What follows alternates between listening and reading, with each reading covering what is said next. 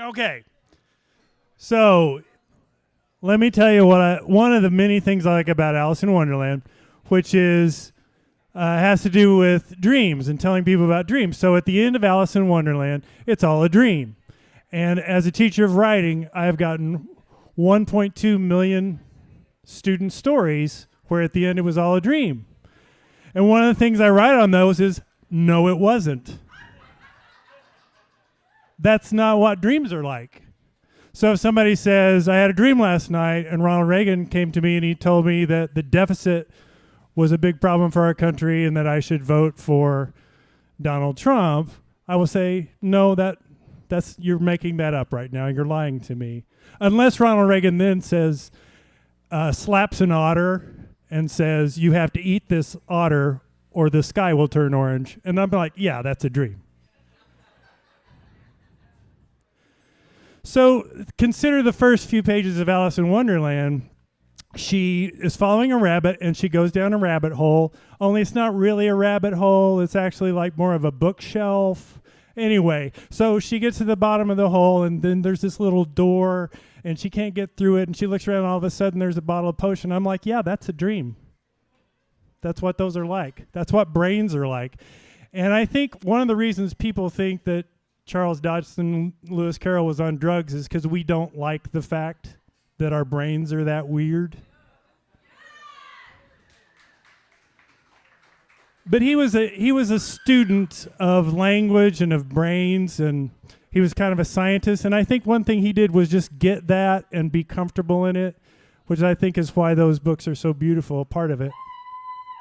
This is the last thing I'm going to say, which is another work that's kind of like that in that people blame it on drugs, is The Crucible, the Salem witch trials story, Arthur Miller. And people are like, oh, that was ergot poisoning.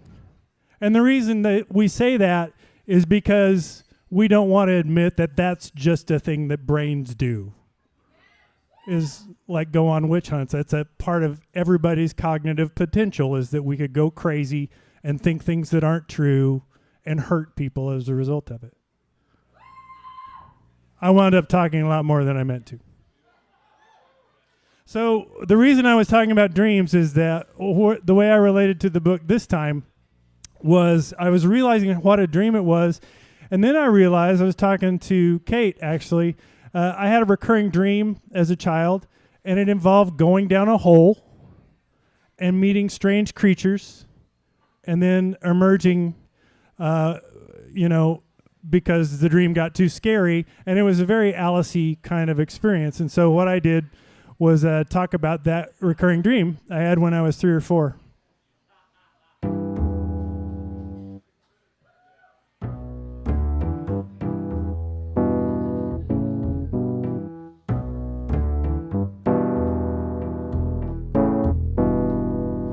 Wonderland, Wonderland, I fell down in a hole, forgot who I am. Wonderland,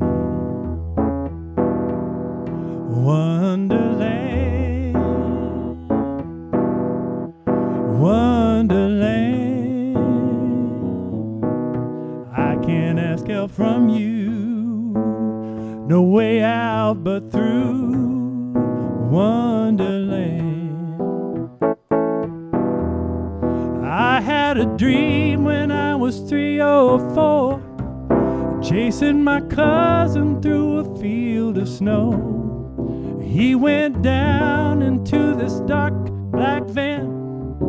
I followed him and I'm down and down and down I went into Wonderland, Wonderland. I fell down in a hole in the back of my soul, and I don't know who I am. Wonderland, Wonderland,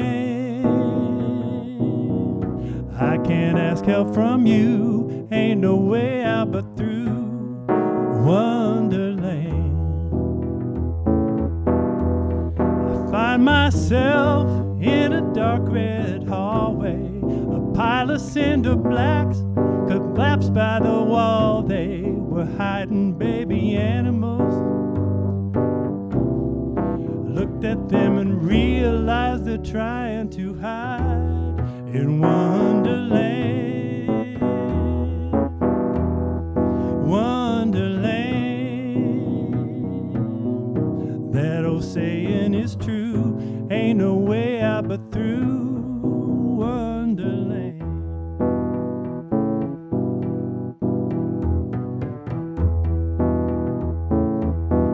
I find myself frightened, and I don't know why. And then I see a tiger man made out of fire. I run away slowly, but as fast as I can, straight into the arms of a vampire man. Wonderland, Wonderland. I wake up in a sweat, and I'll never forget Wonderland, Wonderland.